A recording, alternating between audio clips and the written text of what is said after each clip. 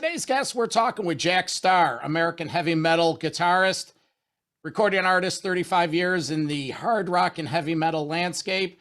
Just secured a new deal with Global Rock Records for one, a new album, and two, a 3-disc career-spanning anthology with live tracks and rare stuff and everything in between. Jack, welcome to Metal Mayhem ROC. How are you, buddy? All right. It's a pleasure to be here and talking to you guys.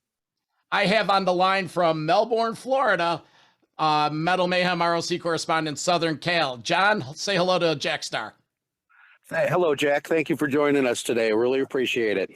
Oh, my pleasure, John. Always good to talk to fellow metal brothers. Now, Oh, yeah. Jack, are you still in Melbourne right now? Yeah, absolutely. Yep. I live in West Melbourne, to be specific, so all of my fans can track me down and camp out on my front lawn. Yes. And John is John, where are you in proximity to where Jack is? I'm over the bridge in Indian Harbor Beach. Oh, I love Indian Harbor. Great. You're beachside. Yes, I am. We'll do a little plug for John's establishment. John, what's the name of it? Frankie's Beachside or what? Frankie's Beachside. Right in Melbourne, Florida. So John or Jack, stop in for some lunch and a beer down at Frankie's Beachside. I will. Anytime. You know, now that I know that your metal credentials are in order, I will come down. You'll see the Metal Mayhem ROC stickers on the door when you come in. All right. We're flying the flag. So talk about flying the flag, exciting things in the Jack Starr camp. Like I mentioned in the opening, what's the name is Global Rock Records, new album 2022, new vocalist, career spanning anthology pack. Get us up to speed. What happened over this pandemic? Look like you hit the jackpot. What's going on? Well, you know, I've actually been pretty busy and, you know, without sounding like I'm a cheerleader for the pandemic, but some good did come from it, which is some people got to stay home and focus on whatever it was that they're doing. And in my case, it's music. So I stayed home a lot, and I actually wrote and recorded a solo album that'll also be coming out. And we finished up Souls of the Innocent. We did it in our home studios. Just the bass player lives about 10 minutes from me, Ned Maloney. He lives in Palm Bay, which is right near where we are in Melbourne. So we used a lot of that downtime to be productive. Beautiful. So, well, I don't know where to start. The new album, Souls of the Innocent. You mentioned through show research that you have a new vocalist. Is it the existing band? Give us the backstory on the guys you're playing with. Okay, well, the band is exactly the same as it was on the last 3 albums. We did change singers. We had a wonderful singer that sang on the last 3 albums. His name is Todd Michael Hall. He's now in Riot, the band Riot, and he's also a solo artist. So Todd went off to do his own thing, and we're very supportive of Todd, and we wish him well in everything that he does. He's a killer singer, but our problem was, how do we find another singer that can measure up to Todd? Not an easy chore.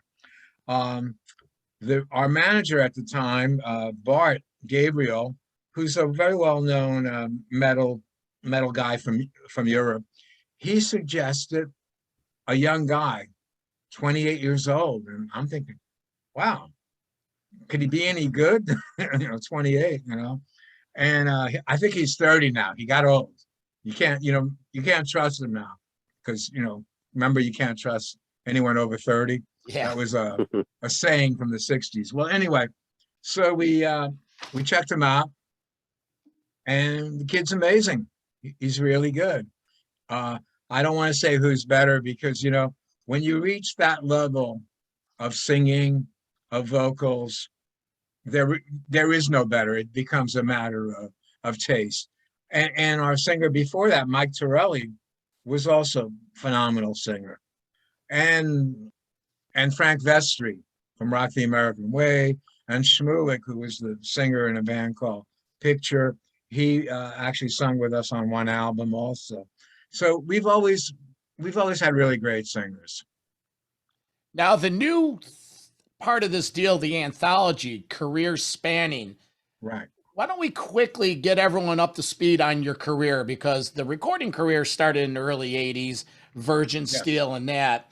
But there's many roads of this Jack Starr Boulevard. You did the metal, you did the solo metal, you did the blues, like I said, there's many roads. I even did a jazz fusion album. All right. The wine and the cheese tour. Nice. So get some of the younger listeners up to speed on the history of Jack Starr. Well, here's what happened.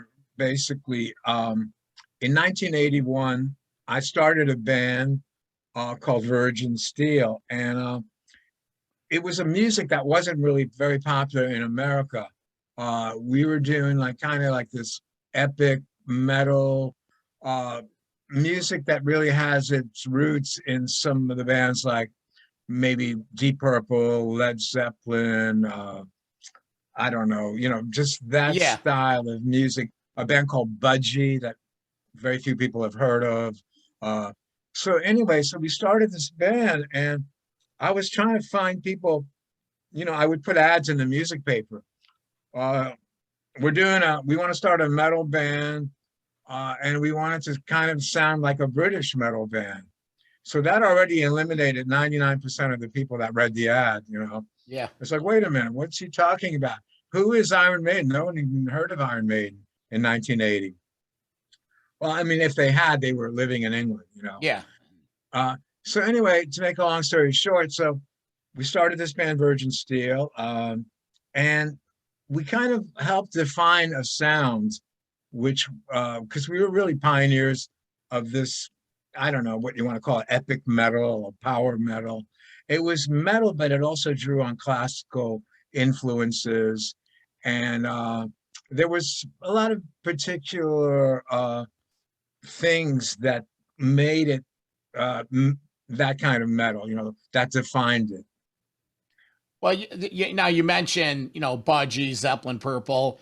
Budgie just recently lost Shelley Burke, which... Yes, that was a loss, Yeah, it was. And, Budgie, on our live radio show on Monday nights on Metal Devastation Radio, when we lost Shelley, we did a special on Budgie.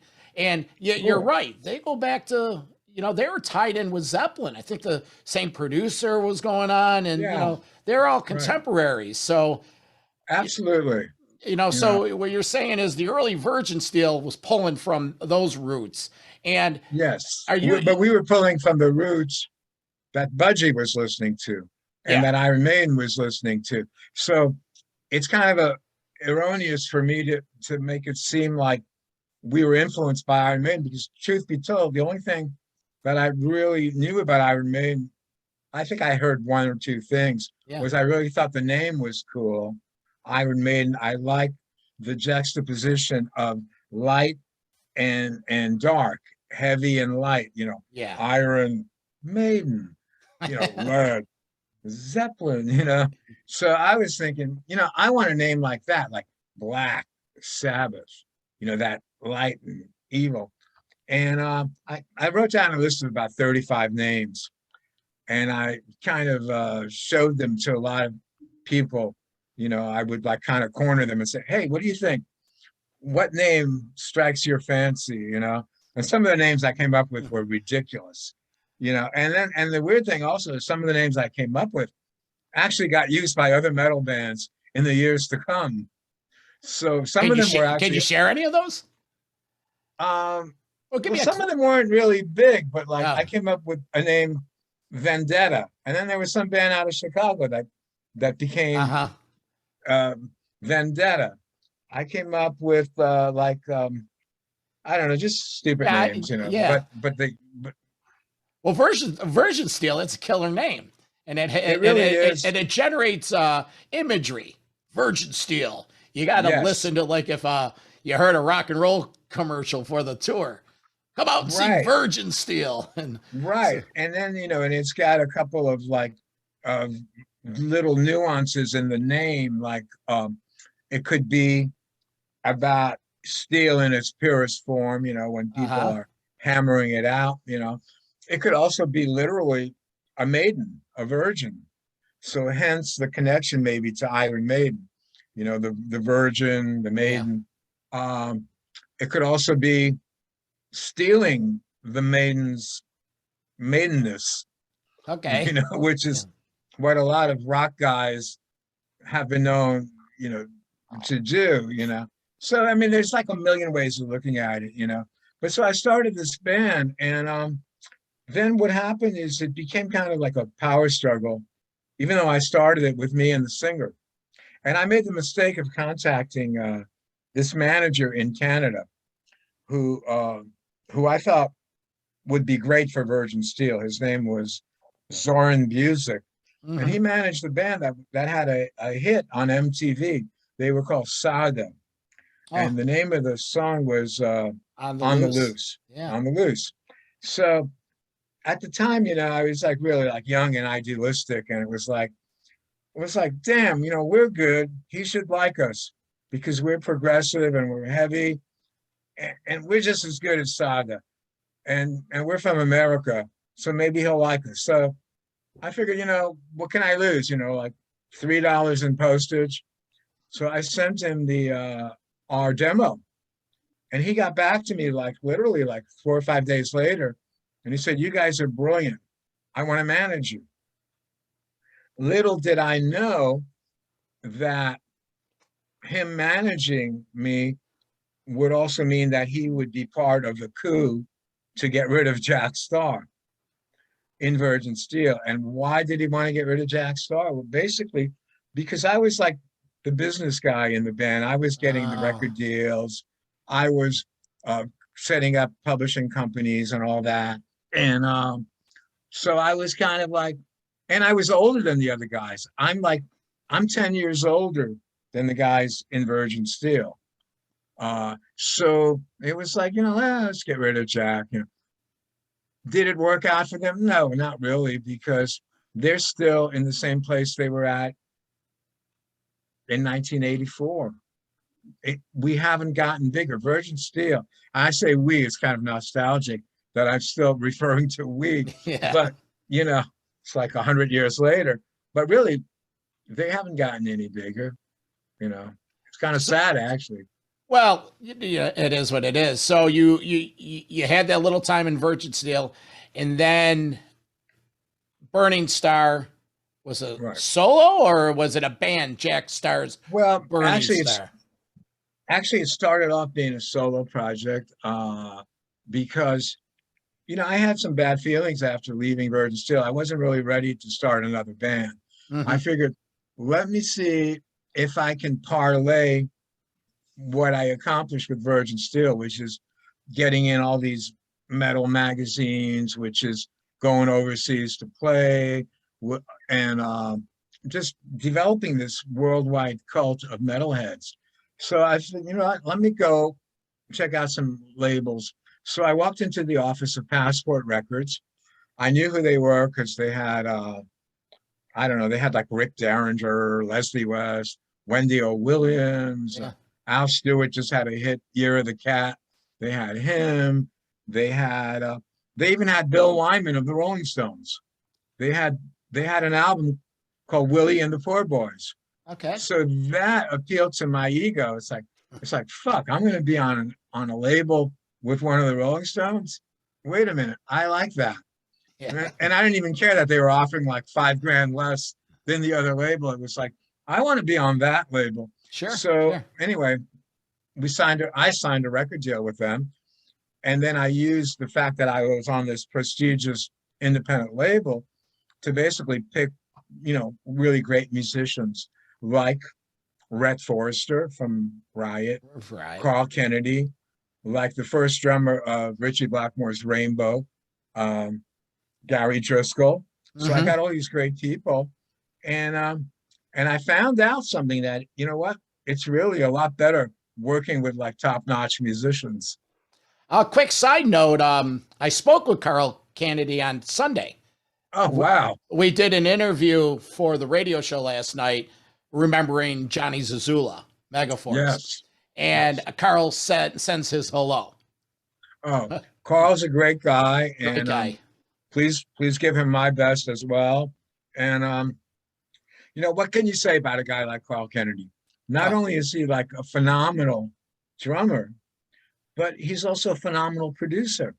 Yep. And he's had this incredible impact on heavy metal that most people, except like maybe people on the inside, like you and I, and a few others, don't realize that he was there defining and helping Metallica create their sound. He was there for Anthrax. He was there. He was there for me. He defined, this kind of epic... Overkill, Alex Perales, that Central New York, all that whole pipeline that made its way up to Rochester. Sure, it's all been discussed in our conversation. And he was the reason I went to Rochester. I never knew that there was a great studio there called Music America. Yep. But it was thanks to Carl. And but let's flash forward 100 years later. Yep. To 2022. There you go. Carl, I've always been in touch with Carl. I've always had a very high regard. And, I found out from Carl or through the grapevine, I don't even remember, that there was a new label that was being formed, a label called Global Rock. And Carl had something to do with it. I think Carl is one of the main people in this label. And Carl, told me, he said, Jack, if you're interested, I can put in a good word and I can introduce you to the people that, would be the ones that you would need to address. So I was like, okay, yeah, I'm ready for a change. It was really like the right time, So it's a real example of, it's not what you know, it's who you know. And absolutely, it's always been like that, Now, is Global Rock, is Giles involved with this? Yes, Giles is involved, and that's somebody else that's phenomenal, that Giles and I reconnected because about, I don't know, like 6 or 7 years ago or 8 years ago, I'm not exactly sure, but Giles had a wonderful band, and he asked me to contribute a guitar solo to it. It was called Dragon Lord. Wait, what's it called? No. Dragon. Oh man, I'm getting old. My memory is going. But anyway, it has dragon in it, and he asked me to contribute a guitar solo to it, and I said yeah, because I had no idea who Giles was. I didn't know if he. I did it because I thought the music was really good. And I heard what they were doing, and they were from Australia, and I thought, wow, this is really cool. They could be living, right in Melbourne, doing the same kind of metal that I'm doing, and it kind of makes you realize the scope of the worldwideness of metal. It's like we're all like in it together, Oh, the metal community. It's yes, that's what I meant. There's a community out there. It's amazing. The more you spend time in it, and yourself, you've been in this arena for 35 plus years. So, and I hate to keep referring back to that, but I want to emphasize that, you do have a history here, and Jack Starr's place in the history is, one, it's important, but it's significant. And that's why it's a celebration here in 2022, how you're able to come out with this new release and, celebrate it. So before I want to send it over to John, he has a lot of questions for you. Cool. But the Souls of the Innocent, when is it coming out? Any videos, any of that stuff, or is it? It's coming out soon. And I'm not being evasive, but I really believe in the next 3 or 4 months. The album is totally recorded, totally mixed, totally mastered. The art is done. The artwork for the cover is done. It's ready to go. Giles does have a really great plan in place, which is we're going to do some videos. And in fact, we're doing it tomorrow. We have 2 days blocked out in a sound stage, and we're going to be bringing in all the equipment, and we're going to be filming some videos to kind of go with the release of the album. So even though, you know, we've been kind of pestering Giles, oh, come on, let's put this out already. Giles rightfully has said, let's wait to get these videos out with it. Yeah. That said, plus me and the bass player have also done, I think, about 25 videos where we are talking off the cuff about each song. Oh, okay. So there's going to be a lot of video presence for this album, Great. which All is right. important in the pandemic age. Oh yeah, the more content and different content really helps the publicity. All right, John, let's go down heavy metal memory lane. What do you got for Jack Starr today? Well, let me first ask you, Jack, are you doing those, is that going to be a local shoot for those videos somewhere here in the Melbourne area? Yes, it is. It's going to be, we're doing it at Res Pro Studios tomorrow night at 5 o'clock. And then we're doing it on Thursday. Wait, actually, no, not tomorrow is, Tomorrow's Wednesday. Yeah, tomorrow's Wednesday, yeah. Yeah. Okay, so we're doing tomorrow, 5 o'clock, and then we're doing Thursday at 5 o'clock. So we'll probably be going from 5 to like 11 o'clock at night. But tomorrow night is setup night. We're going to be setting up all the equipment, the drums and all that, and the videographer is going to get, you know, the camera angles, and then we'll be ready to shoot on Thursday. In fact, you're welcome to come. We can talk about that later, but That would be awesome. Yeah, man. All right, well, let's take a little stroll back down the heavy metal memory lane here. I want to throw a name out at you, Richard Hendry. Ah, okay. Well, Richard, the 80s in the park. Richard's a great guy, a great supporter of Burning Starr and Jack Starr, and he's been really responsible for bringing 80s metal to Central Florida. He's been putting on these wonderful 80s in the park metal shows, and I'm impressed with him as a person and as an authority on metal. My God, this guy knows every obscure metal band that ever existed. I mean, he's the only living person that ever mentioned Princess Pang to me. How the hell did he even remember that band? They had like 4 months of fame in New York City, but he remembered them. Wow. Yeah, he's again a local Melbourne guy. He was responsible for putting on the 80s in the park. I believe it started in 2013. We were at the first one. Unfortunately, the last year that he did it, they had the hurricane and they had to cancel, and then there was some issues getting some of the bands in, and then they ended up doing it out in Cocoa at one of the hotels out there. So it was a little different. I know he's not doing it anymore, unfortunately, but I spoke to his daughter, Taylor, last night, just to get some tidbits and things like that. She said the most important thing I thought she said was that you were a good friend of the event. You did event promotions, pre-event promotions, after parties that they would have. She said that you were just great. She's a sweetheart. We played at the first one, and we played at the second one. The third one, I think, not sure exactly what my role was in it, but the third one, it was mainly autograph signing, and then the fourth one, which was actually held at Melbourne Auditorium, we played there as well. And that was a good great lineup on that show. They had I remember Quiet Riot was playing. Lita Ford was there. Lita Ford, Kicks, remember Kicks? Kicks. Yeah, they were there. The Quiet Riot was the closer that night. It was a great event. And there was another band too. The band where the guy sings really high and they sound a little bit like Zeppelin. Wow. Fly to the Um, Angels. I don't What's remember. I could not tell you that one. what's that band that does Fly to the Angels? I don't know. Oh, Oh man. Anyway, it'll come to us yeah. at some point, whatever.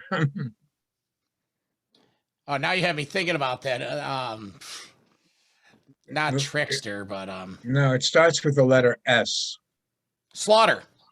Slaughter. There you go. Slaughter. There we Okay. go. Okay. All right. So yeah, they Yeah, played there he too. always is. He's always gotten some great talent to come into those events. It's unfortunate that he's not doing them anymore. But I've had the opportunity to meet and speak with Richard, and I just wanted to, you gave us your take on him. It was nice to hear that they really appreciated everything that you did for them with the promoting of the events, the Yes. after parties, and all that. Yeah. It was I all know good. that there was a few bands in there that they probably wouldn't ever deal with again, but Yeah. you were on the top of the list for sure as far as Yeah. grade A #1 acts for them. Well, you know what? I can't say enough good things about Richard, and I mean that sincerely. Uh, you know, there's not a tremendous amount of money to be made doing this because, first of all, you have to pay you have to pay a decent salary to all these bands. Then you have to deal with insurance. Yeah. You got to pay for insurance. You've got to deal with security. There's just a tremendous amount of headaches that they have to deal with, and they do it really out of love for 80s metal. So I Yeah, give that them was all my the take with kudos. Richard. Absolutely. Good stuff there. A lot to do. We did a little show back. It was like a behind the scenes show of what it actually takes. Us as fans, we go to a show, we see 2 hours of an event, but what's going Right. on for the other 22 hours? And we did a little interview with Taylor about Yes. all the things that go into putting a show on, and that we don't really think about as fans. We just show up to the show, we have a great time, and we go home. There's so much more going on. It's true. It's 100% true. And I never felt at all that, the festival was badly run or I just always felt that Richard was really in control and he had it mapped out and worked out and it was good. It's always, as a musician and as a band leader, it's very important to walk into those kind of situations. You don't want to be part of a train wreck, or as the British say, a cock up. You don't want to be Yeah, part right. of that. Yeah, but other bands I've talked to about this 80s in the Park event, LA Guns, that everybody always had very nice things to say about Richard. And like you Yes. said, he wasn't doing it for the money. He was doing No. it for the love of the music and the event itself. Absolutely. And you know what? As a musician, it actually enabled me to see a lot of my contemporaries, like LA Guns, who I didn't even realize how great a band they were. I saw them live and like, those guys are good. I said the same thing. It wasn't a band that I necessarily listened to, but when I saw them live at the last show, the last 80s in the Park that they did, I was kind of blown away. As a matter of fact, by all of the acts that they had that night. House they of had Lords. Kip Winger was in there that night. The guy from Doc and the guitar player, and I can't remember George his name. Lynch. Yeah, the Lynch Mob was playing that night. Seeing all these bands live, it was great, and it was just amazing. Like I said, bands that I normally probably wouldn't listen to so much. LA Guns being the big one, they kind of blew me away. It's a shame that they're having all the issues they are with the two different bands and then the singer, and it just unfortunate. Tracy Guns as a guitar player, I never honestly gave him much thought, and then I saw him live, and I'm thinking, you know what? This guy is the real deal. He's got it down. He knows what he's doing. Like if the Rolling Stones needed a guitar player, he could actually walk in and do the job. Well, Tracy, he was the Guns of Guns N' Roses before they came. Good point. Yeah, Very good point. He's got props. Unfortunately, I'm getting some alert from this OBS system. We got about 4 minutes left. And then Oh, it says, wow. Okay. yeah, I don't know what's All right, going let me on. talk fast. But I'm going to talk. let's talk about the anthology, career spanning. Quickly, let's talk about that. What's included on it? What rare tracks? What live tracks? Never heard tracks? Well, okay. Well, first of all, I'm really honored that these albums are coming out again, and I have to really give credit to Giles for putting this together. Giles Lavery is not just a great and savvy businessman, but he's also really a supporter of this kind of music. So what I like is the fact that Giles asked me, how would I feel about having these albums come out again? Because some of them have already come out once or twice, but they've never come out properly. Mm-hmm. And now they're coming out with a lot of thought and a lot of attention to detail, with new album covers, Yeah. new mastering, bonus tracks. And that's really coming from Giles, because he's not just a businessman, but he's really a lover of this music And a fan. And so when you and a so fan. when you're a fan and you're the one orchestrating the project, you have the best of both worlds. And it's going to translate into something that other fans are really going to love and pick up on. When does this get released? These have already started to come out on digital, so they're available on all the digital platforms, and then there'll be, I'm sure, physical releases. The year 2022 is going to be a really busy year for Burning Star. A lot of physical product, digital product, and actually probably some shows over in Europe as well. How can people get in touch with you? What's the easiest direct link? Well, there's about 3 or 4 websites on Facebook. One is the official Jack Starr's Burning Star. The other one would be simply Jack Starr. And also, I have a great assistant who's been helping me with all of this stuff. His name is Phil Simmons. Okay. So PHIL, Phil Simmons, SIMONS. And Phil has been creating videos and really doing an incredible job of getting the Burning Star music out there. So also contact Phil Simmons as well. We'll have all the links in this video, listeners, so you don't have to scramble and try to write this down. We'll have it all put up for you. That'll be great. Let's see. Got a minute left. John, would you like to say anything, parting shots to Jack? Well, I just want to thank you for rocking us out for all these years. Let me ask you that they are having your re-releases from your back catalog, like starting from 85's Rock the American Way up to the 2013 Live in Germany. Are those out yet? Have they been re-released, or is that still in the process? Those are actually have been released in digital format now. Now I know you're probably old school, so that might not mean as much. But to a lot of our listeners, probably there's a lot of digital is just taking over. It's crazy. Yeah. So it has. I'm a Spotify guy. I like to go on. I get on Spotify.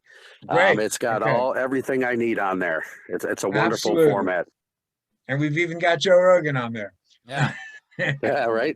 All right, guys. Hate to cut you short, but we're gonna get cut off.